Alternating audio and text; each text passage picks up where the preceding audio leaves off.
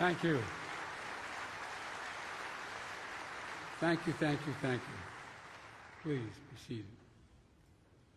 160 years ago this month, in the midst of the Civil War, the first American soldier was laid to rest at these hallowed grounds. Private William Chrisman, a farm worker from Pennsylvania, had enlisted just 7 weeks before. There was no formal ceremony to consecrate this new sanctuary, no fanfare. It came at a turning point in the war.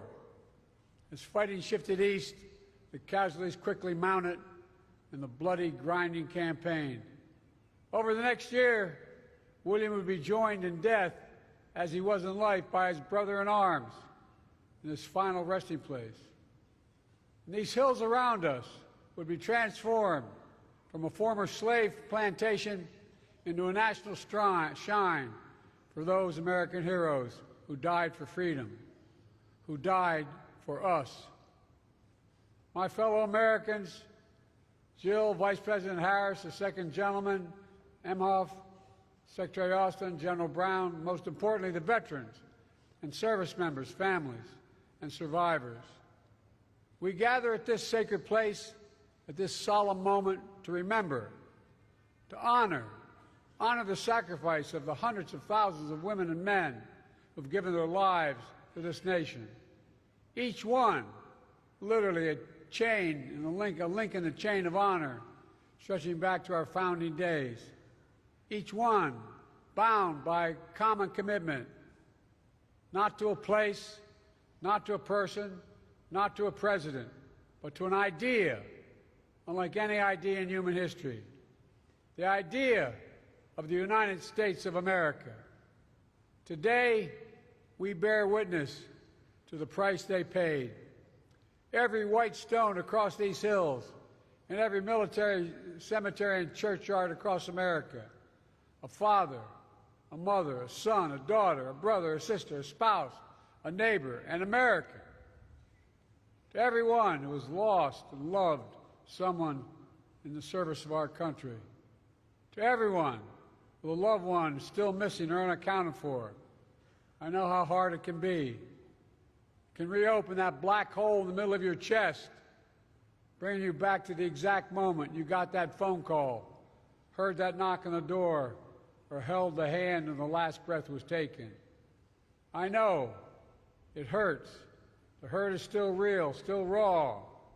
This week marks 9 years since I lost my son, Bo. Our losses are not the same. He didn't perish in the battlefield. He was a cancer victim from a consequence of being in the Army in Iraq for a year next to a burn pit.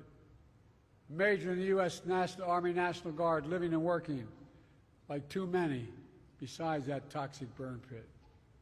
And as it is for so many of you, the pain of his loss is with me every day as it is with you.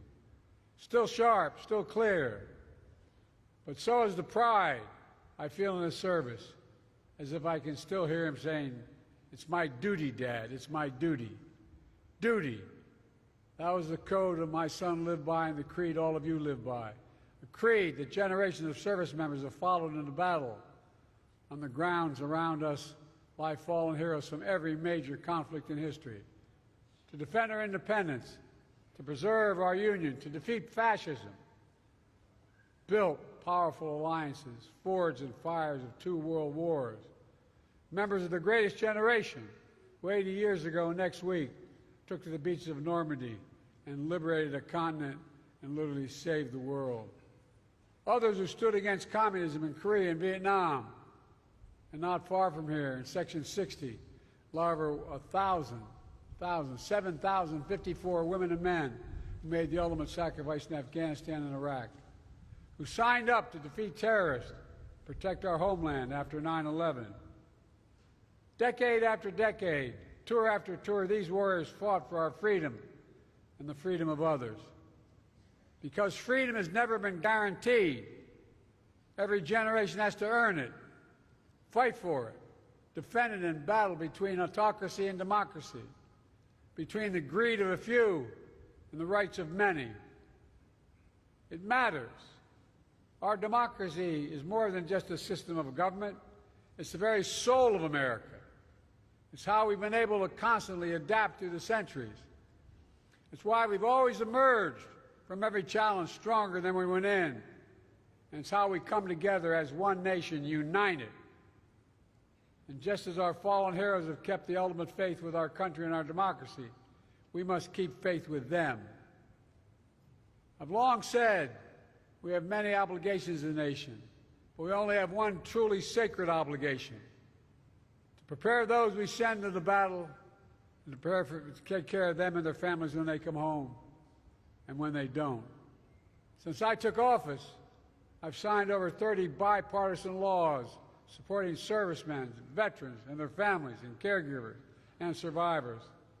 Last year, the VA delivered more benefits and processed more claims than ever in our history.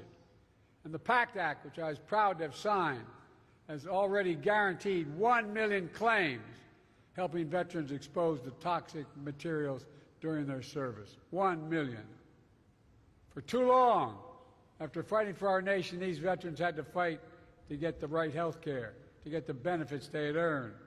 Not anymore. Our nation came together to ensure the burden is no longer on them to prove their illness was service-related, whether it was Agent Orange or toxic waste. To ensure they protected them, they just have to protect the United States because it's assumed that their death was a consequence of the exposure. On this day, we came together again to reflect, to remember, but above all to recommit to the future they fought for, a future grounded in freedom, democracy, opportunity, and equality, not just for some, but for all. America is the only country in the world founded on an idea that all people are created equal and deserve to be treated equally throughout their lives.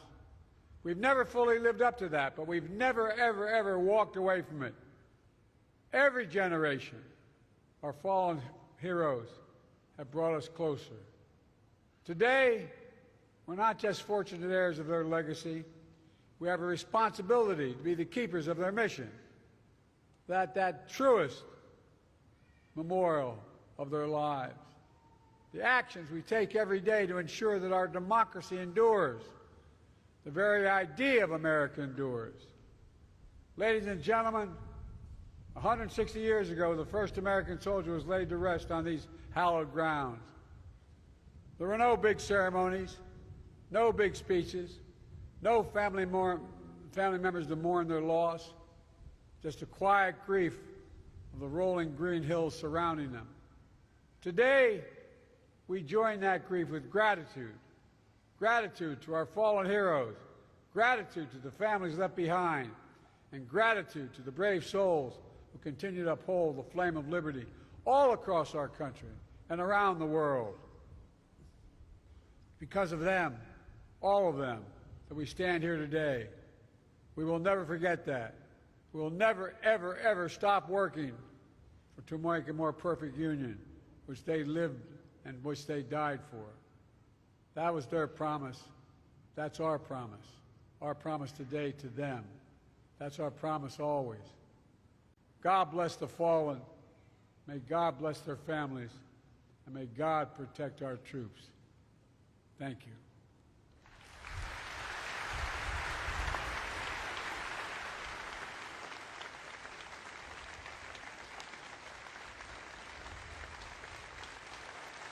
Distinguished guests, please stand for the playing of taps and the benediction.